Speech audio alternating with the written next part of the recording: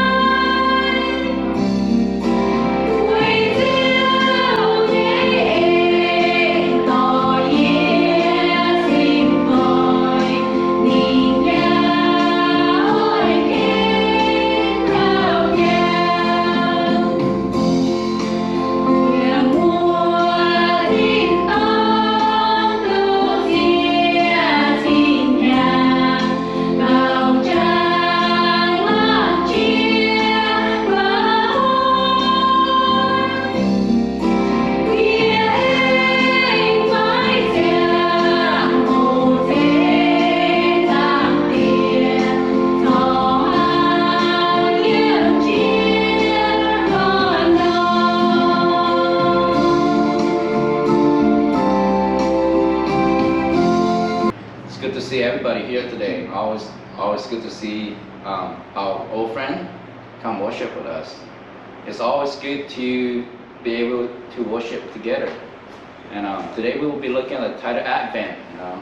Advent is in Advent season. Our faith and our heart should be prepared and should be excited on the coming of our Lord Jesus Christ on Christmas Day. And the book we're looking at today is in the book Colossians chapter 4 verse 4 to 7. Have you put all your Christmas decorations?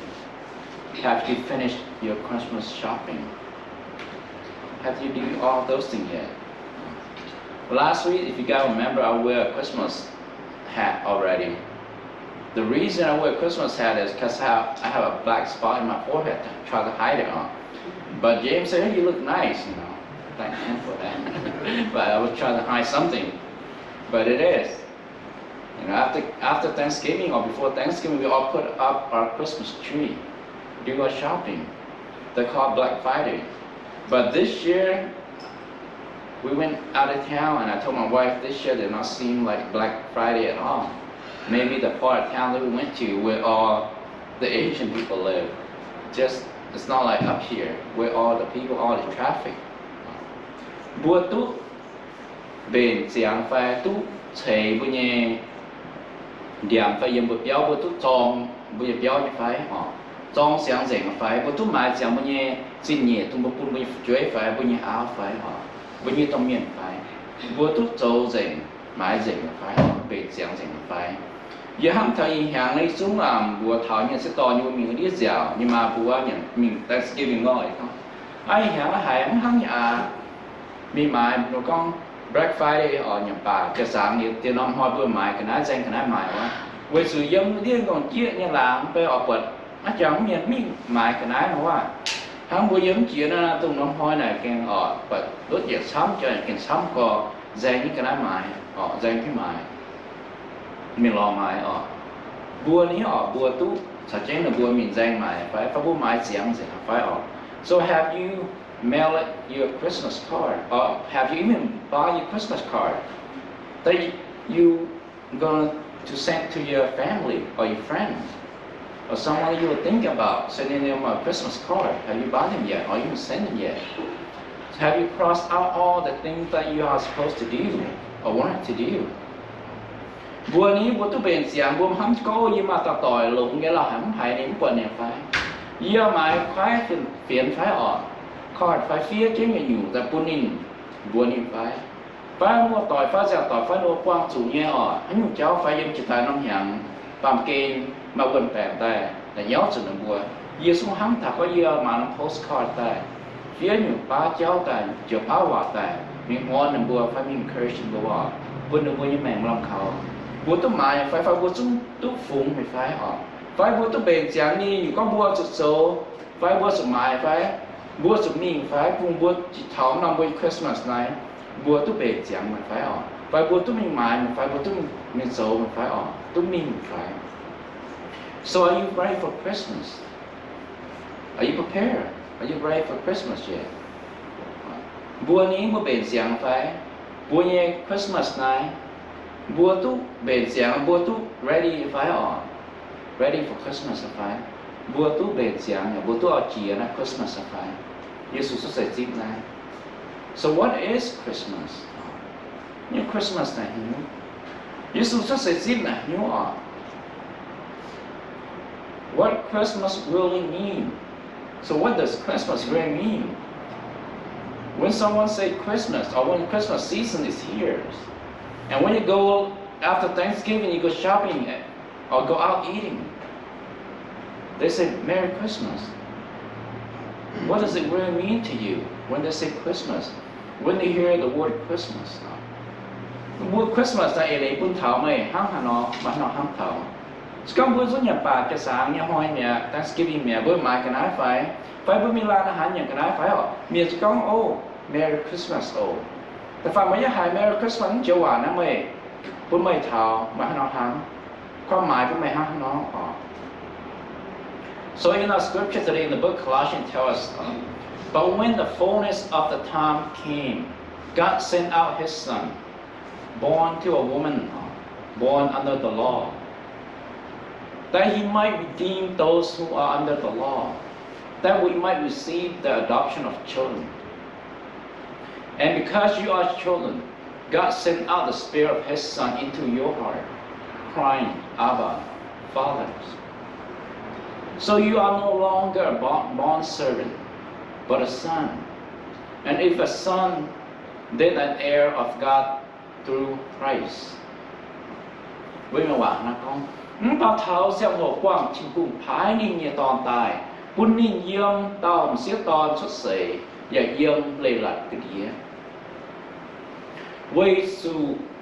yếm lê lại cái đĩa như miền, với dù yếm lê lại cái đĩa như miền ruộng, bún bua túc bền chim cùng nghe nam nhiều. Với dù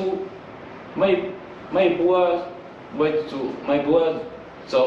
bua dầu trên hung nghe nam nhiều trên hung diệu phái như tòn như sinh linh đại yếm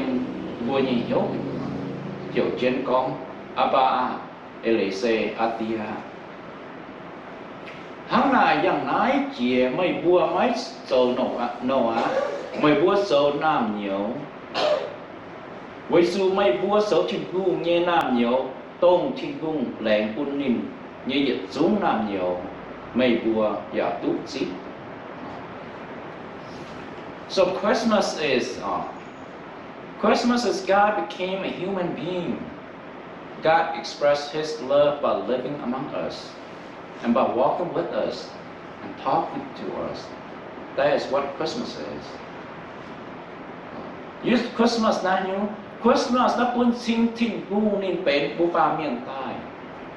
Trên hung này quân bùa tôi hiếu có nhìn đã hại nhà hâm bùa, ở đây nhìn xuất xì nó bằng kén sao có bền của ba miền, sao bây giờ nó bằng kén chèm sao bây giờ này, quân bùa mà chú thôn sao nhìn, quân bùa tôi zip nhìn sao nhìn giữa trên hung, Christmas nó quân xin trên hung đã hại nhà hâm bùa, nếu to có giường, nếu quân bùa mẹ mà làm khảo, nếu quân lốm hay cho nề bùa,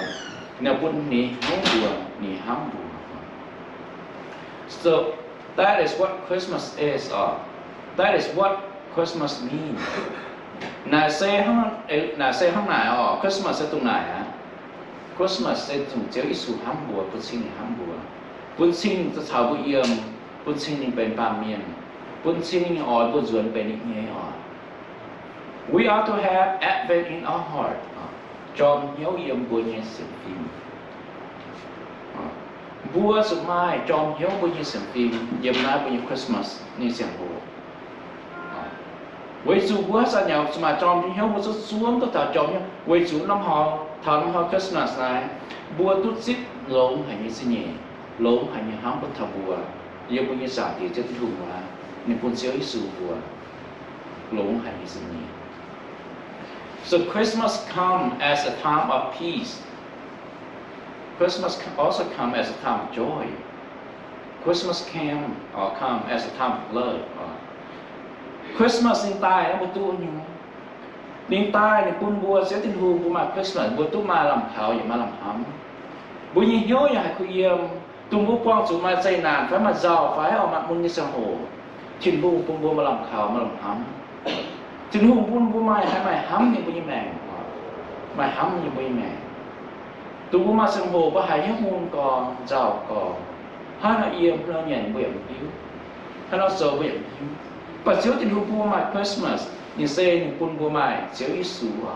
Christmas nó bây giờ chiếu tình hôn mà bây giờ Isu nhìn quân bùa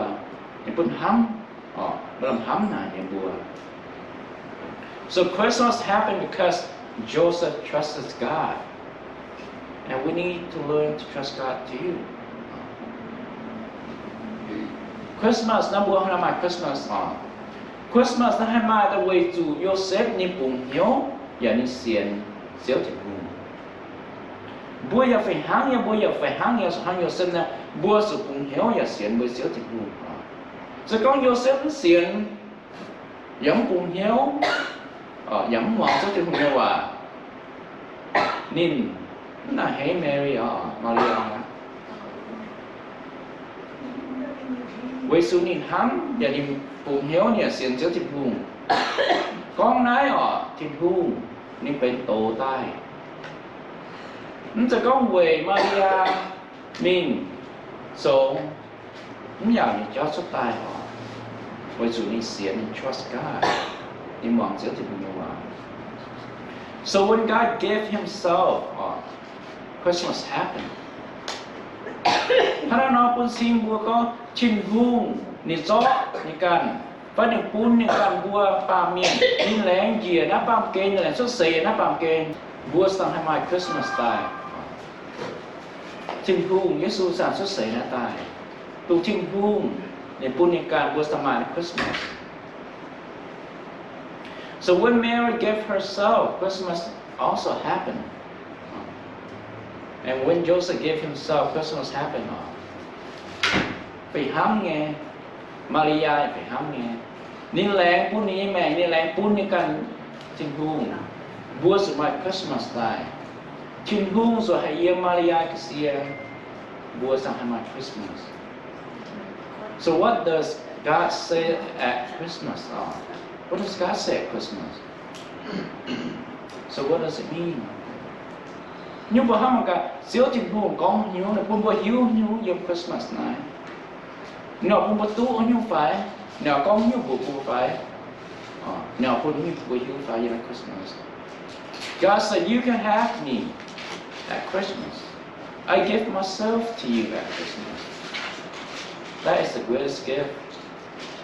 at Christmas xíu thì buồn con dùng Christmas nói với buồn mấy year oldยี่ปุ่นไม่ยี่การหน่อยซ้อยยี่กับปุ่นไม่ออกเจ้าที่หนึ่งของน้ามาอยู่กับหลงเจียน้าสิเนี่ยปุ่นบัวน้าเจ้าที่ปุ่นเนี่ยปุ่นเนี่ยการบัวยังคริสต์มาสน้าหลงเจียสิเนี่ยกับหลงเจียน้าไม่เอา so give the greatest gift at Christmas give the gift of love your heart to God ฮานาบัวสุปุ่นหลงเจียนี่สิเนี่ยปุ่นเจ้าที่ปุ่นยังมีคริสต์มาสนะบัวสดๆลงเจียสิเนี่ยปุ่นนี่ลงเจียสิเนี่ยนะฮิวปุ่นยี่บราซิลถ้าเราบัวบราซิลนะเราเป็นลงเจียสิเนี่ยสิบัวสุดบราซิลน่ะก็ไม่ห้ามบัวสดบัวลงเจียสิเนี่ยปุ่นยี่บราซิลปุ่นทิ้งหูเสียบัวห้ามลงจากเป็นห้องห้ามทิ้งหูจะเป็นบัวต่อเสียวนี่เป็นปุ่นยี่ฮันนี่ชุดเสียจะเป็นปุ่นยี่ปุ่นบัวอยากเป็นยังไงบัวจอดนี่ตายเป็นยังไงเพราะนั้นคริสต์มาสซีซั่นมันก็บุกวางสุบัวเป็นให้ยูบัวหมายให้ยูแต่ปุ่นบัวยี่อ้าวฝ่ายปุ่นบัวโกฝ่ายปุ่นบัวต้องเมียนฝ่ายปุ่นบัวช่วยฝ่ายกว่าฝุ่นฝ่ายมัวต่อยฝ่ายต่อยฝ่ายบัวหิวตู้บัวจางทอนบัวเนี่ยบัวหิวปุ่นบัวเนี่ยบัวหมายสิเนี่ยปุ่นบัวซอกสิเนี่ยปุ่นบัวเนี่ยบัวสู้มาแต่สู้สู้มีโซโอทำโกงฝ่ายสู้โซโกงฝ่ายหล่อยานแต่ปุ่นบัวสู้มายานแต่hai mà nó chỉ phần buồn, bảo với xíu thì buồn vẫn cho nồng nhàn, cho công, cho những ông tham mà, bùa gió bùa nhẹ hiếu bùa nhẹ, lồng chia nhẹ, nín cà phê nín cà phê bùa nhẹ hiếu, nín cà phê bùa nhẹ hám, bùa gió bùa nhẹ hiếu bùa xíu thì buồn nó Christmas, cho con bùa qua rồi nhưng ô giao hải phái, còn cho bùa hiếu phái, nhưng nhiều giao nhưng nhiều khâu bùa gió bùa dậy tình hùng thành bùa về với sự nhìn hám bùa, nhìn sự nhìn xíu thì buồn họ. Họ nói bùa về những chiều với Christmas, bùa tròn cho nhớ mình. Bùa sinh như xíu thì buồn mình, thảo với Christmas sang hồ. Bùa xíu thì hùng ảnh xuất xế tài, dân bùa nhà mẹ, dân bùa như hoàng tỏi họ. Bùa mà làm khảo, mà làm hám, hát giả là tròn chứ dân bùa sang phim, hát giả là tròn chứ bùa hoàng tỏi, hát giả là tròn chứ dân bùa nhà mẹ họ, quê xuống tất cả.